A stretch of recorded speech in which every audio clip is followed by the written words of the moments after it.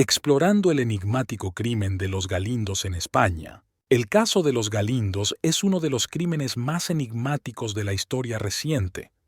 La brutalidad y el misterio que lo rodean han capturado la atención tanto de expertos como de la opinión pública, convirtiéndolo en un tema de constante debate. Ha pasado casi medio siglo de aquel crimen que horrorizó a la sociedad española antes de entrar en democracia.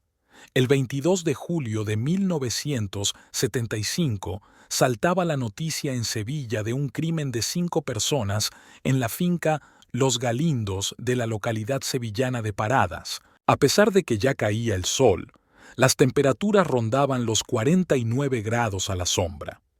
Esa tarde de verano, Manuel Zapata, capataz de la finca, Juana Martín, su esposa, Ramón Parrilla, el tractorista, y los recién casados Asunción Peralta y José González perdieron la vida de forma trágica. El día del crimen comenzó como cualquier otro, sin presagios de la tragedia que se avecinaba.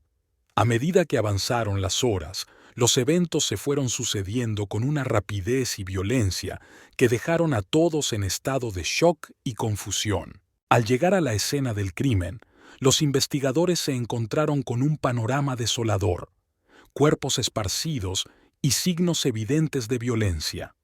La casa principal y sus alrededores mostraban rastros de lucha, lo que indicaba una confrontación brutal y desesperada. El cortijo contaba con 400 hectáreas y uno de los mejores equipos agrícolas de la zona. En él se cultivaba trigo, girasol y una parte de olivar.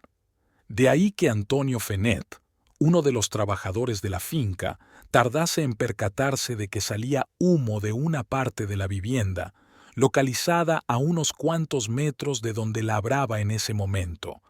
Fue entonces cuando puso en aviso a la Guardia Civil que, advertidos de que algo extraño había sucedido en Los Galindos, se personó junto a un forense y un médico. Al llegar, descubrieron 4 de los cadáveres, todos menos el de Manuel Zapata, que apareció días después. Las primeras hipótesis giraron en torno a posibles conflictos personales o laborales. La naturaleza del crimen hacía pensar en una venganza o ajuste de cuentas. Sin embargo, la falta de pruebas concluyentes mantenía abiertas varias líneas de investigación. El lugar del crimen no fue analizado lo suficiente. La primera noche, cuando apenas habían pasado horas del hallazgo, ya había más de 50 personas en la finca. Algunos familiares, muchos de ellos curiosos del pueblo, conocidos. Todos se movían por el cortijo a su antojo, tocaban la escena del crimen sin miramientos.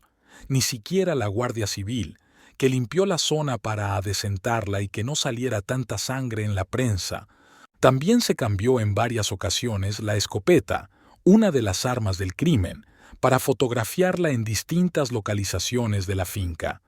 Todo esto, junto con la poca experiencia ante un caso así, hizo que se perdieran muchos datos del crimen, y eso nunca se recuperó. Los testimonios clave durante la investigación fueron diversos y a menudo contradictorios, complicando el avance del caso.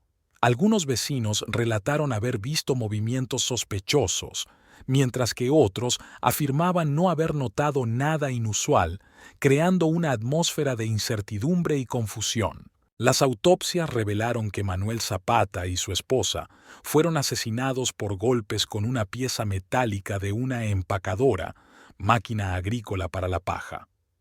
Ramón Parrilla, por disparos de escopeta, mientras que Asunción Peralta y José González fueron golpeados hasta morir.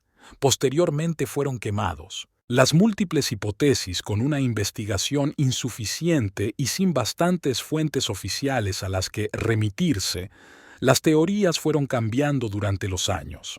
El primer sospechoso fue Zapata, ya que fue el único trabajador de la finca al que al principio no encontraban. Su escopeta estaba en el lugar del crimen, lo que hizo pensar que no estaba muerto, sino que había huido por autor de los hechos. Cuando su cuerpo apareció a los días y la autopsia desveló que fue el primero en morir, el siguiente sospechoso fue Pepe. ¿El motivo? Un posible crimen pasional. Los rumores decían que Pepe y Zapata se llevaban mal porque este último podría haber tenido una relación amorosa con su mujer, Asunción Peralta. Esta posibilidad perduró en el tiempo, y no se continuó con la investigación, ya que el presunto autor había fallecido y no se le podía juzgar. La familia de Pepe sufrió mucho en el pueblo, llegando a ser rechazados. Tras bastantes años aislados, decidieron retomar el caso y que se hiciera justicia. Algo complicado porque en el lugar del crimen poco quedaba y los informes eran escasos. La hipótesis con más peso y a la última a la que se llegó cuando se reabrió la investigación fue que el inductor de los hechos había sido el marqués de Grañina, el terrateniente de la finca, junto al administrador de esta y un sicario. Se baraja que fue para evitar que Zapata desvelara que en la finca se estaba llevando a cabo un gran fraude fiscal y que el resto fueron testigos desafortunados. El propio hijo del marqués, Juan Mateo Fernández de Córdoba, muchos años después del suceso, publicó el libro El crimen de los Galindos, toda la verdad, en el que exculpaba a los asesinados de ninguna responsabilidad y ponía el ojo de mira a su padre de las 5 muertes. ¿Quién fue realmente el autor de los hechos? Se desconoce. El régimen del dictador Franco vivía sus últimos meses, la situación política era tensa y la investigación policial fue prácticamente inexistente. Todo quedó en hipótesis y nadie llegó a ser detenido ni juzgado. El caso fue archivado y más tarde prescribió.